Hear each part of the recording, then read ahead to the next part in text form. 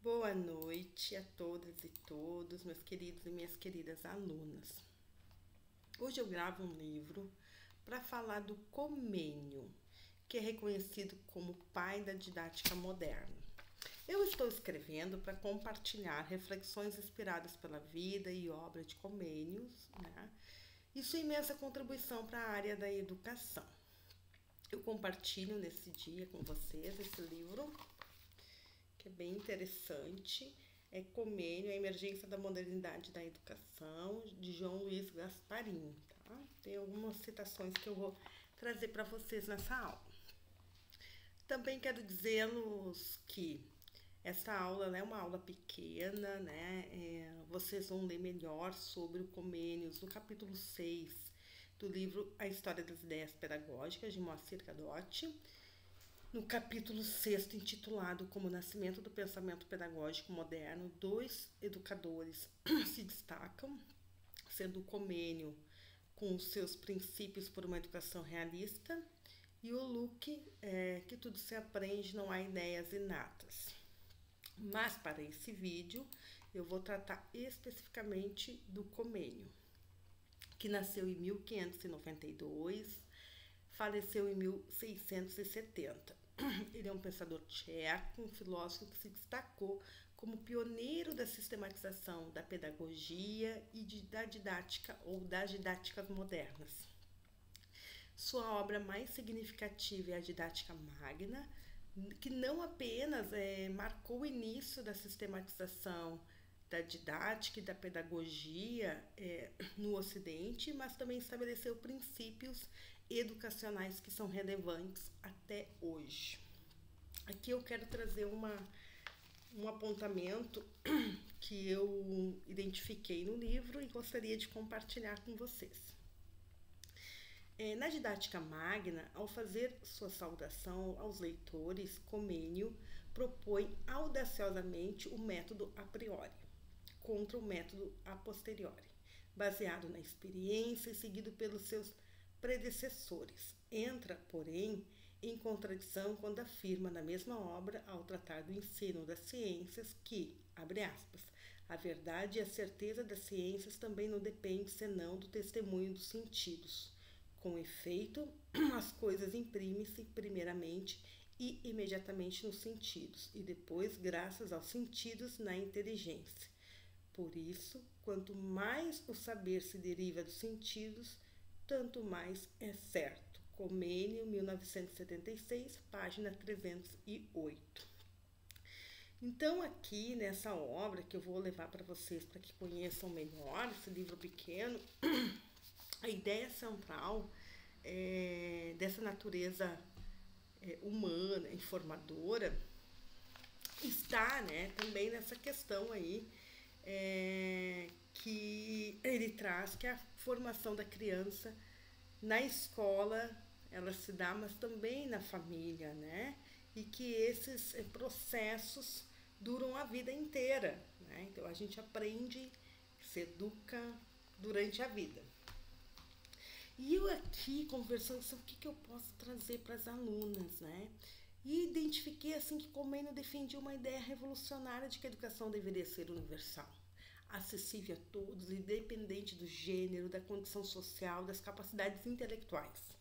Ele era muito firme e crente, né? Ele tinha essa crença na capacidade de cada criança, né?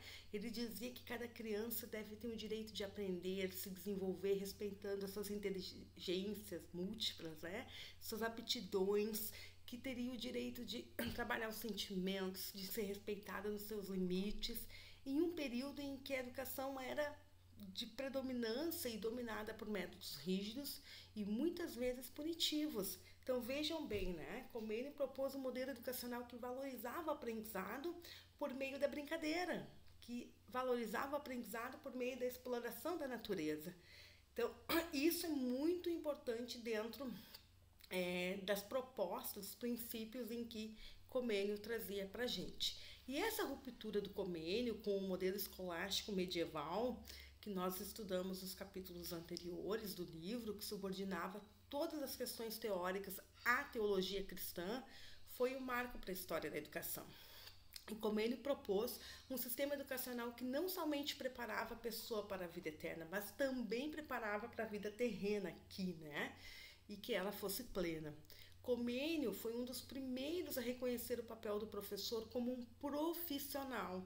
E ele destacava, então, a importância de uma remuneração justa, de uma preparação adequada para a função em sociedade, a função de docente, né?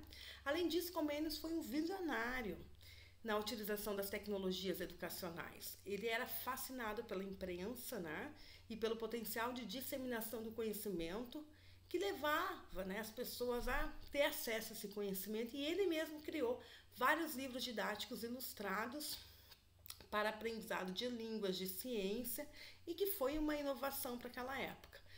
Comênios também introduziu a ideia de didacografia, que era um método universal de ensino que aproveitava os meios tecnológicos mais avançados à sua disposição. Didacografia é um termo que se refere, então, a uma arte, a uma técnica de ensinar e de instruir. Este termo não é comumente utilizado hoje no nosso cotidiano e pode ser encontrado aí em muitas fontes, né? Enfim, mas não é localizado no dicionário, por exemplo. Raríssimas vezes, talvez, a gente possa encontrar. A didacografia pode ser interpretada, então, como uma prática ou até mesmo como uma metodologia de ensinar. Em um contexto mais amplo, a gente poderia dizer que a didacografia pode envolver aí o desenvolvimento de materiais didáticos, de técnicas de ensino, documentação de métodos pedagógicos. No entanto, devido à sua raridade de uso, né, é importante considerar o contexto específico em que o termo foi empregado ao longo da história, para que a gente possa compreender melhor, né, o que seria a didacografia nesse contexto. Bom, a vida de Comênio, marcada por exílios, desafios, reflete também uma incansável busca por uma harmonia universal. E ele dizia que essa busca pela harmonia universal só se daria pela educação. Ele acreditava na capacidade da educação de transformar a sociedade, defendendo uma aproximação, né, empírica do conhecimento, que valoriza a experimentação e uma observação direta do mundo. Eu recordando assim um pouco da influência do Comênios e da história dele, ele é reconhecido por ser, né, o pai da didática moderna. Viveu um período de transição entre a Idade Média para a modernidade, onde a sociedade experimentava muitas transformações e também significativas, né?